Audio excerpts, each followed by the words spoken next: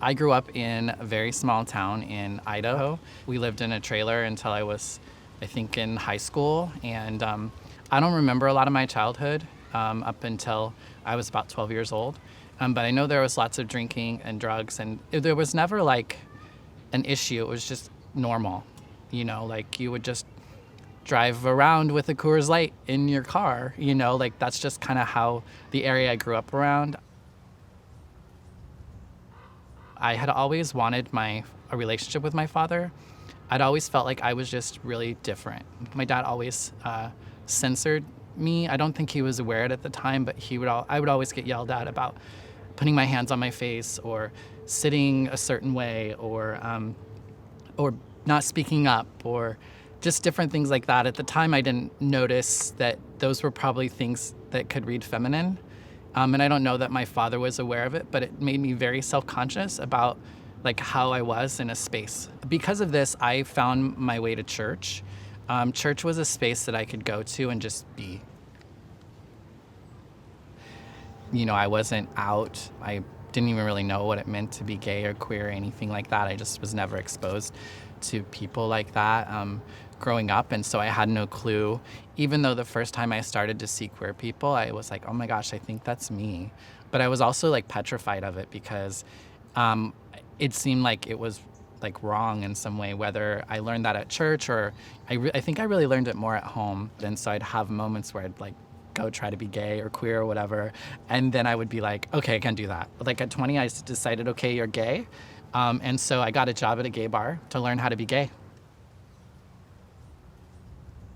And by that May, I was diagnosed with HIV. And it was the first HIV test I'd ever taken. Before they even closed the door, the woman said positive. And I said, what do you mean positive? She said, your test results came back and you're HIV positive. And I remember I just kind of stared at her and I didn't say anything. It felt like forever. I felt like I needed to tell my family that I had HIV right away. And so I caught the first plane I could home, and it was Mother's Day in 1999. And I sat down, my mom and my dad, my grandma and my grandpa, and my little brother. And I basically said, you guys have loved me and supported me, and like I have done great things because you've loved and supported me. And I hope that after what I have to tell you, that you'll continue to be there for me. And I have to tell you that I'm gay. And my grandmother ran over and she gave me a hug and she said, it's okay, it's all right, we still love you. And I said, and I have HIV. My dad stood up and said, well, happy fucking Mother's Day. And he left. And my mom cried hysterically. I'd never seen my mom cry like that before. And my grandfather told me that I had just broken my father's heart. I just kind of expected to die, and I went back to Arizona and tried to learn what it meant to be HIV positive. And I remember one time sitting in the hall and one of the nurses or something saying, isn't it so great that like everybody here is just like you, as in everybody has HIV? And I was like, no, like that guy's blind, that one's in a wheelchair, like no, like that's not like comforting to me.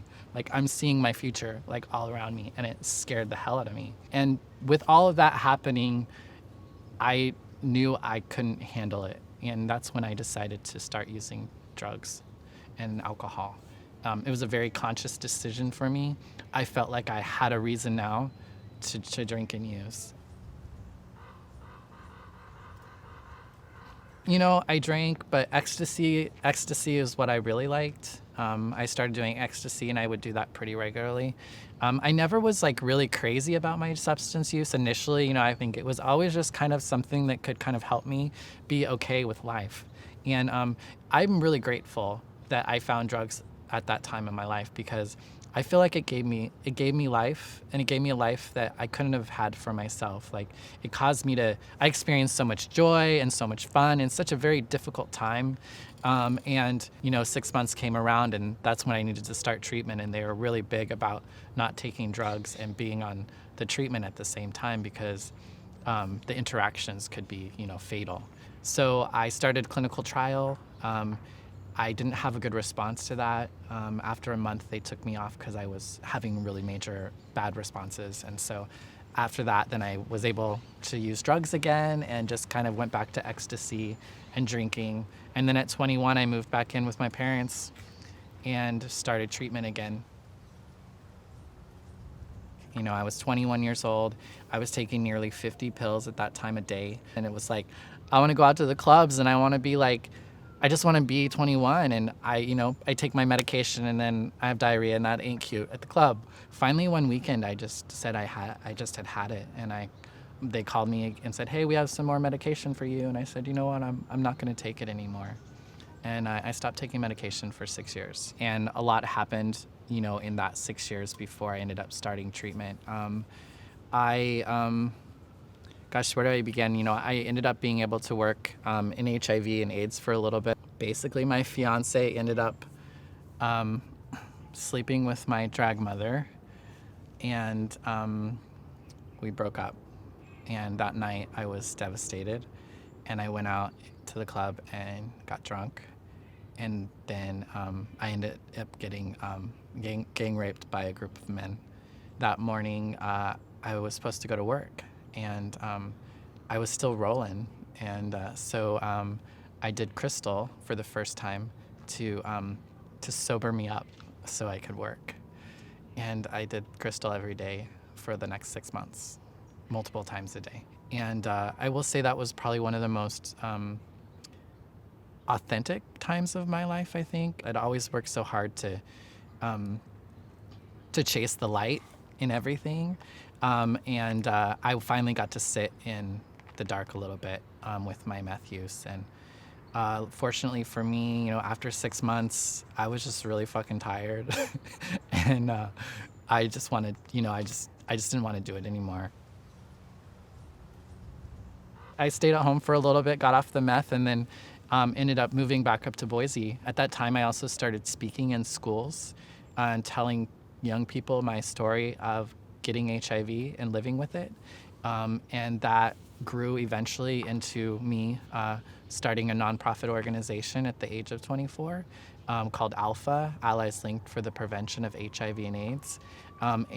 Basically, it was just an all-volunteer run organization. Me and my family had a super traumatic experience in a time it didn't need to be that traumatic.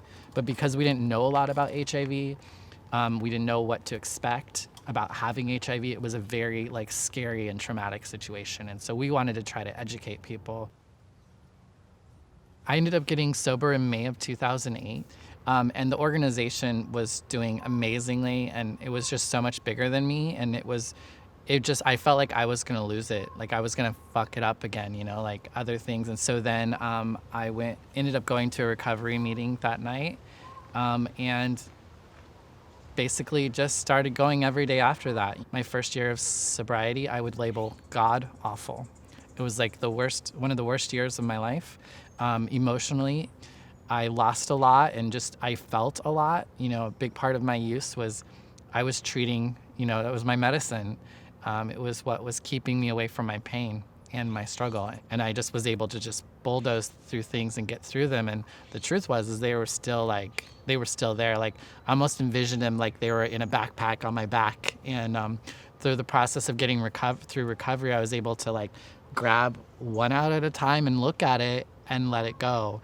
So it wasn't still back there with me. And being in recovery in the group, in rooms and with people, allowed me to sit through that pain and not be alone. It's just remarkable. I think I finally hit at a point in my recovery and in my life where I realized I can actually go beyond just living, and I actually can have a life that I never dreamed of. I identify as a transgender queer person now. I had once identified as a gay man. I was a drug addict, a person living with HIV, a person who's been sexually assaulted, all those sorts of things, identities that I could live with. And I never had God through that. Getting sober created an opportunity for me to maybe even find a God or a higher power concept that could love me for who I was as I am, which I didn't think was possible. I just want to help guide people and inviting that into their now in a hopes to build strength and resilience in their current situation, whether that's around sobriety or their gender or their sexual orientation or whatever else kind of told them that they weren't worthy to access a spirit within themselves or even outside of them.